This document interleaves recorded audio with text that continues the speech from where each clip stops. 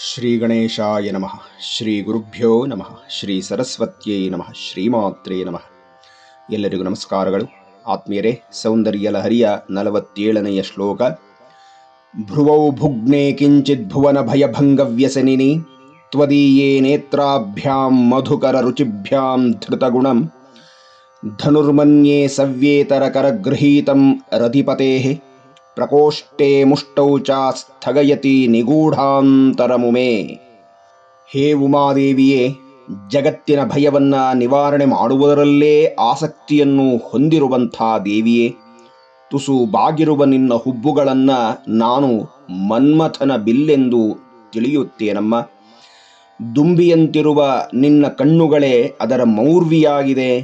ಅದರ ಮಧ್ಯಭಾಗವು ಧನುರ್ಧಾರೆಯಾದ ಮನ್ಮಥನ ಬಲಗೈಯ ಮಣಿಕಟ್ಟಿನಿಂದಲೂ ಮುಷ್ಟಿಯಿಂದಲೂ ಮುಚ್ಚಲ್ಪಟ್ಟಿರುವಂತೆ ನಾನು ಭಾವಿಸುತ್ತಿರುವೆನಮ್ಮ ಅಂತ ಹೇಳಿ ಈ ಶ್ಲೋಕದಲ್ಲಿ ಶ್ರೀ ಶ್ರೀ ಶಂಕರ ಭಗವತ್ಪಾದರು ಅಮ್ಮನ ಹುಬ್ಬುಗಳ ವರ್ಣನೆಯನ್ನು ಮಾಡಿದ್ದಾರೆ. ಆತ್ಮೀಯರೇ, ಈ ಶ್ಲೋಕದಲ್ಲಿ ಆಚಾರ್ಯರು ಅಮ್ಮನವರಿಗೆ 2 ವಿಶೇಷವಾದ ನಾಮಗಳಿಂದ ಸಂಬೋಧಿಸಿದ್ದಾರೆ. ಒಂದು ಉಮಾ, ಇನ್ನೊಂದು ಭುವನ ಭಯಭಂಗ ವ್ಯಸನಿನಿ ಅಂತ. ಉಮಾ ಅನ್ನುವಂಥ ನಾಮ ಅನೇಕ ಅರ್ಥಗಳನ್ನು ಹೇಳುತ್ತೆ. ಒಂದೆರಡು ಅರ್ಥವನ್ನು ನೋಡೋಣ. ಮೊದಲು ಲೀಲಾಪರವಾದ ಅರ್ಥ. ಪಾರ್ವತಿಯು ಶಿವನನ್ನ ಒಲಿಸಿಕೊಳ್ಳಬೇಕು ಅಂತ ಹೇಳಿ ತಪಸ್ವಿನಿಯಾಗಿ ಹೊರಟಾಗ ಆಕೆಯ ತಾಯಿ ಮೇನಾದೇವಿ ಬಂದು ದುಃಖದಿಂದ ಮಾ ಅಂದಳಂತೆ. ಅಂದರೆ ತಪಸ್ಸಿಗೆ ಹೋಗಬೇಡಮ್ಮ ಅಂತ ಅರ್ಥ. ಆಗ ಪಾರ್ವತಿ ನಕ್ಕು ಹೇಳಿದಳಂತೆ, ಅಮ್ಮ, ವೇದಗಳಲ್ಲಿ ನನ್ನನ್ನು ಉಮಾ ಅನ್ನುವ ನಾಮದಿಂದಲೇ ಕರೆದಿದ್ದಾರೆ. ಇನ್ನು ಮುಂದೆ ನೀನು ಮಾ ಅಂತ ಹೇಳಿರುವಂಥದ್ದು ಲೋಕ ಪ್ರಸಿದ್ಧಿಯಾಗತ್ತೆ ಲೀಲಾರ್ಥವಾಗಿ ಅಂತ ಹೇಳ್ತಾಳೆ. ಇನ್ನೊಂದು ವಿಶೇಷವಾದ ಅರ್ಥ, ಉತ್ತಮವಾದ ಚಿತ್ತವೃತ್ತಿಗೆ ಉಮಾ ಅಂತ ಹೆಸರು ಅಂತ. ಪರಾನುಭೂತಿಂ ಭವಪಾಶನಾಶಿನಿಂ ಸದಾಶಿವಸ್ಯಾಪ್ಯತಿಶೋಭನಾಢ್ಯಾಂ ಉಮಾಭಿಧಾಂ ಉತ್ತಮ ಚಿತ್ತವೃತ್ತಿಂ ನಮಾಮಿ ನಾನಾವಿಧ ಲೋಕವೈಭವಂ ಅಂತ ಸೂತ ಸಂಹಿತೆಯಲ್ಲಿ ಉಮಾ ಅನ್ನುವಂಥ ನಾಮಕ್ಕೆ ಅತ್ಯಂತ ಉತ್ತಮವಾದಂಥ ಅರ್ಥವನ್ನು ಹೇಳಿದ್ದಾರೆ. ಅಂದರೆ ಉತ್ತಮವಾದಂಥ ಚಿತ್ತವೃತ್ತಿಯನ್ನು ಕೊಡುವವಳು, ಮನಸ್ಸನ್ನು ಶುದ್ಧ ಮಾಡಿ ಭಗವತ್ ತತ್ವವನ್ನು ನಿಲ್ಲಿಸುವವಳು ಅಂತ. ಮತ್ತೊಂದು ವಿಶೇಷವಾದ ಅರ್ಥವನ್ನು ಹೇಳ್ತಾರೆ. ಓಂಕಾರ ಸಾರ ಶಕ್ತಿತ್ವಾದುಮೇತಿ ಪರಿಕೀರ್ತಿತ ಅಂತ ಹೇಳ್ತಾ ಇದ್ದಾರೆ.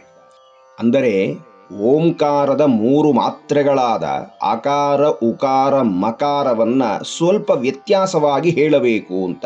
ಹೇಗೆ ಅಂದರೆ ಮೊದಲು ಉಕಾರ, ಆಮೇಲೆ ಮಕಾರ, ಅದಾದ ಮೇಲೆ ಅಕಾರ, ಉ ಮ ಆ, ಈ 3 ಸೇರಿಸಿದಾಗ ಉಮಾ ಅಂತಾಗತ್ತೆ.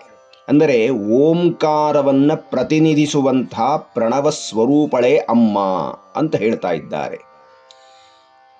ಆಮೇಲೆ ಮತ್ತೊಂದು ಸಂಬೋಧನೆ, ಭುವನ ಭಯಭಂಗ ವ್ಯಸನಿನಿ ಅಂತ ಹೇಳಿದ್ದಾರೆ ಗುರುಗಳು.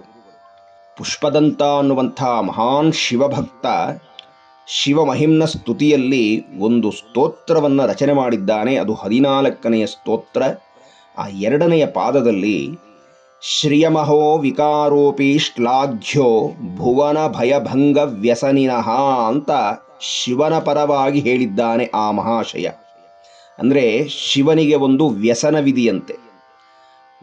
ಏನದು ವ್ಯಸನ ಅಂದರೆ, ದೇವದಾನವರು ಸಮುದ್ರ ಮಥನ ಮಾಡಿದಾಗ ಮಹತ್ತರವಾದಂಥ ವಿಷ ಬಂತಲ್ಲ, ಅದನ್ನು ಸ್ವಲ್ಪವೂ ಯೋಚನೆ ಮಾಡದೆ ಏನಾಗತ್ತೆ ಮುಂದೆ, ನನ್ನ ಸ್ಥಿತಿ ಏನಾಗತ್ತೆ ಎನ್ನುವುದನ್ನು ಯಾವುದೂ ಗಮನಿಸದೆ ಲೋಕಕ್ಕೆ ಒಳಿತಾಗಬೇಕು, ಭಕ್ತರಿಗೆ ಒಳ್ಳೆಯದಾಗಬೇಕು ಅಂತ ತಡಮಾಡದೆ ಬಂದು ಕುಡಿದನಲ್ಲ, ಹಾಗೆ ಭಕ್ತರನ್ನ, ಜಗತ್ತನ್ನು ರಕ್ಷಣೆ ಮಾಡುವ ಒಂದು ವ್ಯಸನವಿದೆಯಂತೆ ಶಿವನಿಗೆ.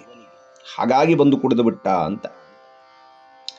ಅಂದರೆ ಜಗತ್ತಿಗಾಗಲಿ ತನ್ನನ್ನು ನಂಬಿದ ಭಕ್ತರಿಗಾಗಲಿ ಅವರ ಕಷ್ಟಗಳನ್ನು, ಅವರ ನೋವನ್ನು, ಅವರ ದುಃಖವನ್ನು ಕಳೆಯುವಂಥ ವ್ಯಸನ ಶಿವನಿಗಿದೆ ಅಂತ ಆ ಗಂಧರ್ವ ಪುಷ್ಪದಂತ ಅನ್ನುವ ಶಿವಭಕ್ತ ಹೇಳ್ತಾ ಇದ್ದಾನೆ. ಈ ಶಿವಮಹಿಮ್ನಾ ಸ್ತೋತ್ರದ ಸಾಲನ್ನು ಶ್ರೀ ಶ್ರೀ ಶಂಕರ ಭಗವತ್ಪಾದರು ಯಥಾವತ್ತಾಗಿ ಸ್ವೀಕರಿಸಿ ಭುವನ ಭಯಭಂಗ ವ್ಯಸನಿನಿ ಅಂತ ಹೇಳ್ತಾ ಇದ್ದಾರೆ. ಅಂದರೆ ಶಿವನಿಗಾಗಲಿ ಶಿವೆಗಾಗಲಿ ಇರುವ ವ್ಯಸನ ಒಂದೇ. ಏನದು? ಜಗತ್ತಿಗೆ ಒದಗಬಹುದಾದ ಕಷ್ಟಗಳನ್ನು, ಭಕ್ತರು ಪಡಬಹುದಾದ ಸಂಕಷ್ಟಗಳನ್ನು, ದುಃಖಗಳನ್ನು ಹೋಗಲಾಡಿಸಿ ಅವರಿಗೆ ಸುಖವನ್ನು ಕೊಡಬೇಕು ಅನ್ನುವಂಥ ಒಂದೇ ಒಂದು ವ್ಯಸನ ಅವರಿಗಿದೆಯಂತೆ.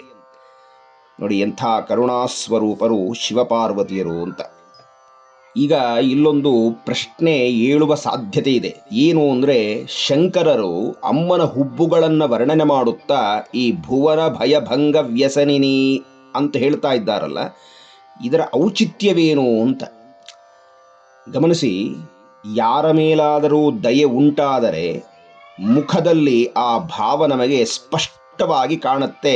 ಅದರಲ್ಲೂ ಕಣ್ಣು ಮತ್ತು ಹುಬ್ಬುಗಳು ಅವರಿಗೆ ಯಾವ ಭಾವವಿದೆ ಎನ್ನುವುದು ಕನ್ನಡಿ ಹಿಡಿದಂತೆ ಗೊತ್ತಾಗ್ಬಿಡುತ್ತೆ. ನಾವು ಇನ್ನೊಬ್ಬರ ಕಣ್ಣಿನ ಸನ್ನೆಯನ್ನು ಹುಬ್ಬುಗಳನ್ನಾಡಿಸುವುದರ ಮೂಲಕ ಅರ್ಥ ಮಾಡಿಕೊಳ್ಳಬಹುದು.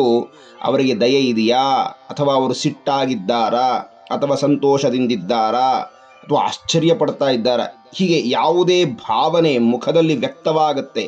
ಆ ಮುಖದಲ್ಲಿ ವ್ಯಕ್ತವಾಗುವಂಥದ್ದು ಮೊದಲು ಗೊತ್ತಾಗುವಂಥದ್ದು ಕಣ್ಣು ಹುಬ್ಬುಗಳ ಮೂಲಕ, ಅದರ ಚಲನವಲನಗಳಿಂದ ಅಂತ. ಹಾಗಾಗಿ ಅಮ್ಮನ ಹುಬ್ಬುಗಳು ಕಣ್ಣುಗಳು ದಯೆಯಿಂದ ಕೂಡಿದೆ ಅನ್ನುವುದನ್ನು ಹೇಳ್ತಾ ಇದ್ದಾರೆ. ಈ ಕಾರುಣ್ಯವೇ ಜಗತ್ತನ್ನು ಎಲ್ಲ ಭಯದಿಂದ ರಕ್ಷಿಸುತ್ತಿದೆ. ಹೀಗೆ ಜಗತ್ತನ್ನು ಭಕ್ತರನ್ನು ದಯೆಯಿಂದ ರಕ್ಷಿಸುವ ವ್ಯಸನ ಅಮ್ಮನಿಗಿರುವುದರಿಂದ ಶಂಕರ ಭಗವತ್ಪಾದರು ಭುವನ ಭಯಭಂಗ ವ್ಯಸನಿನಿ ಅಂತ ಕರೆದಿದ್ದಾರೆ. ಇನ್ನು ಈ ಶ್ಲೋಕದಲ್ಲಿ ಅಮ್ಮನ ಹುಬ್ಬುಗಳನ್ನು ವರ್ಣನೆ ಮಾಡುತ್ತಾ ಉತ್ತಮವಾದ ಸಾಮುದ್ರಿಕ ಲಕ್ಷಣಗಳನ್ನೊಳಗೊಂಡ ಅಪ್ರಾಕೃತವಾದ ಅಮ್ಮನ ವದನ ಕಮಲದಲ್ಲಿ ಕಾಣುವಂಥ ಆ ಅಮ್ಮನ ಹುಬ್ಬುಗಳು ಹೇಗಿದೆ ಅಂತಂದರೆ, ಧನುಸ್ಸಿನಂತಿದೆ, ಬಿಲ್ಲಿನ ಹಾಗಿದೆ. ಅದು ಸಾಧಾರಣವಾದ ಬಿಲ್ಲಲ್ಲ, ರಥಿಪತೇಹೇ ಅಂದರೆ ಮನ್ಮಥನು ಧರಿಸಬಹುದಾದ ಬಿಲ್ಲಿನಂತಿದೆಯಂತೆ. ಈ ಹುಬ್ಬು ಎಂಬ ಬಿಲ್ಲಿಗೆ ಕಣ್ಣುಗಳೆಂಬ ಮೌರ್ವಿ ಕಟ್ಟಲ್ಪಟ್ಟಿದೆ.